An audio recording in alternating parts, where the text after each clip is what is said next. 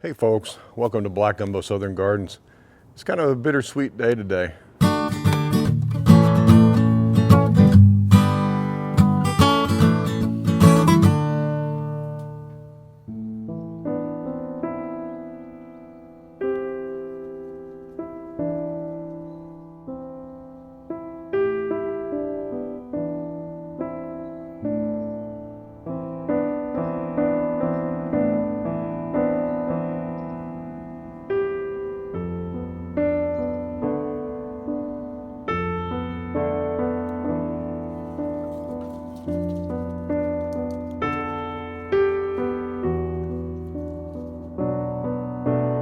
Sometimes we gardeners get attached to things and we keep them around when we really shouldn't. Sometimes we stick to our guns with things we try in our garden, like these poles back here. For years and years I've been driving those in with a hammer, and that's just crazy, man. It was a hassle. I finally just said, you know what, I'm done with that. I went and got myself an actual T-post driver, and my life has been better ever since. And that's the way it is. We get into habits and we get into thinking that things need to be the way they always are. But you know, it's a new year, and I've been planning on some changes around here, and I finally did it.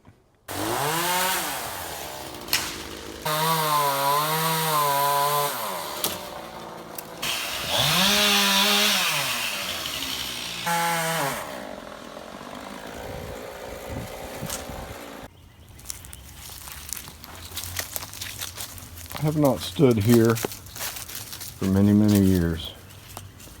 We got the trees down. Tomorrow we're going to grind the stumps. And I'm going to try to save this muscadine right here. That's a southern home, and it was just here temporarily. So I'll dig that out and prune it up and see if we can't put it in a pot until we find a place to stealth plant it.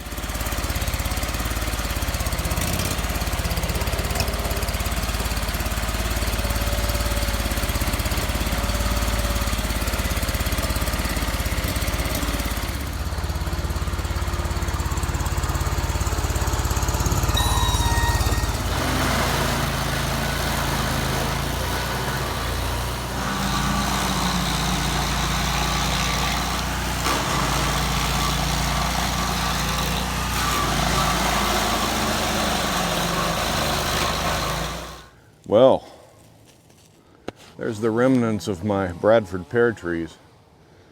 They're gone. Stumps are ground.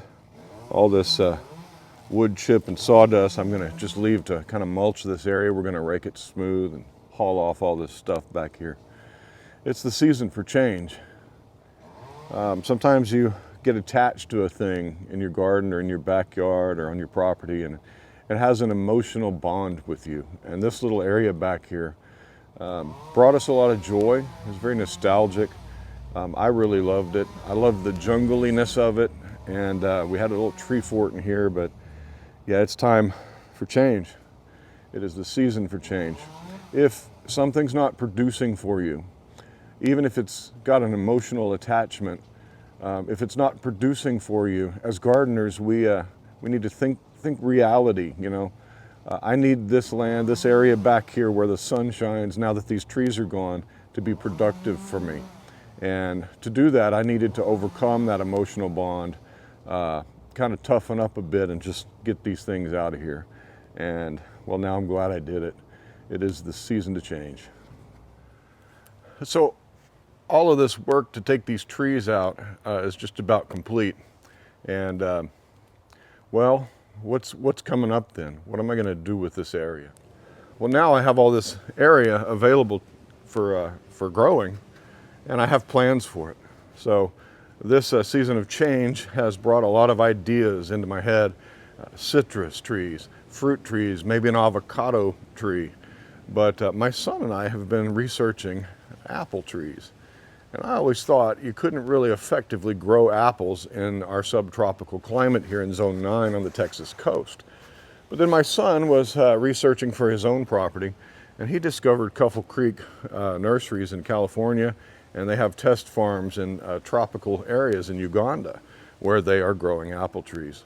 And so I did some research, and we've been studying together, and you know what? We're going to do it. He's going to purchase 10 or more trees for himself, and I'm going to get 5 of them, and I'm going to plant them out here right in this area, and I'm going to espalier, I think that's how you pronounce it, and we're going to train those trees up to be short, flat, and accessible trees. We're going to train them to fruit heavily, and we're going to train them to grow vibrantly. That's the hope. And so that's something that's coming. That's what this change is instigating. A new season here in my backyard garden, a new season of fruit. I love fruiting trees. I love citrus. I love the idea of an apple orchard, a small micro apple orchard. And so that's what we're going to put in over here. I am going to grow some citrus. I'm already growing some citrus, but citrus is easy. You can keep that in pots. You can grow it as a small fruit tree. And so most of my citrus will remain in pots. But my apple trees are going to be in the ground over here, and we're gonna really intensively work them, because an apple tree is labor intensive. Here's what I've learned about apple trees is that if you just stick an apple tree in the ground and try to grow it, it's just going to want to grow straight up, and it's not going to give a lot of fruit. You have to train them to be horizontal. The branching, you have to prune them properly, and so I'm learning a lot. As I go on this journey with these apples, I'm going to share it with you. And over the next couple of years, we're going to learn together how to grow small apple trees in an orchard in your own backyard. So that's in the future here at Black Gumbo, and I hope you'll come along. I also have plans for my fig deck. I've got a citrus tree here being straightened out as it grows. I've got him pretty trussed up there. And all these citrus trees, these fig trees here have gone to sleep. They're dormant and waiting to wake up in the spring. But you know what? I've accomplished most of my goal with these fig trees. The goal was to identify several good varieties that I really liked, and I think I've done that. I've identified the favorite fig is the Celeste fig tree, and that is just your basic big box store fig. You can get a Celeste in the South just about anywhere. It's as common as the brown turkey fig. I love that fig. All these other trees out here, I've got all kinds of varieties out here, like this Smith, that's a good fig. The Hunt is a good fig. Those two are staying with me. The Ronde de Bordeaux, I've got a big one in a pot over there. That's staying with me. That's a good fig. Most of these others, though, I don't like them. I've got a few little guys down here that need to grow up and fruit so I can try them. But for the most part, the ones that I don't like, again, it's a season of change. It's time to be done with some of these figs. It's just time. Now, what we're going to do with some of these is we're going to go and guerrilla plant them out in public spaces so they can continue to grow, can continue to produce, and people can come by and taste the figs, and if they like them, they can take cuttings from the tree. I'm not going to sell them. We're not going to get into all that just because we don't have the time to do all that. Maybe my young son might sell some cuttings through me, and he'll do the work, but again, most of these figs have been well pruned, they're well shaped, or they're on their way to becoming well shaped, but I'm just tired of them. It's time for something new. It's time to, it's time to move on from some of these. So, mission accomplished with most of the figs, and new things here. I got myself this gigantic piece of log. This is going to be used for my gardening when I need to just talk to you guys. I have a place to sit. Never mind Phoebe's fur over there. But yeah, that's a big old log, isn't it? I can make a cutting board out of that. I was thinking of maybe taking some slices out of it and making some stools, but I'm just gonna let it sit there for right now. That tree was put in when it was literally about that big. We got it at the big box store, and well, there you go. Look at all that growth. So it's all gone. Thanks for joining me on Black Gumbo Southern Gardening. Please like our channel and subscribe if you haven't already. That really encourages us. And if you subscribe and hit the notification bell, man, I don't like saying that in my videos, but if you want to follow a long-term project like apple trees, you'll want to be notified. And so that's helpful if you get notified. Stay tuned as we move into the spring. We're going to be starting our seeds next week for the garden out here. We're going to be pruning up my muscadine vineyard, which is right behind the camera.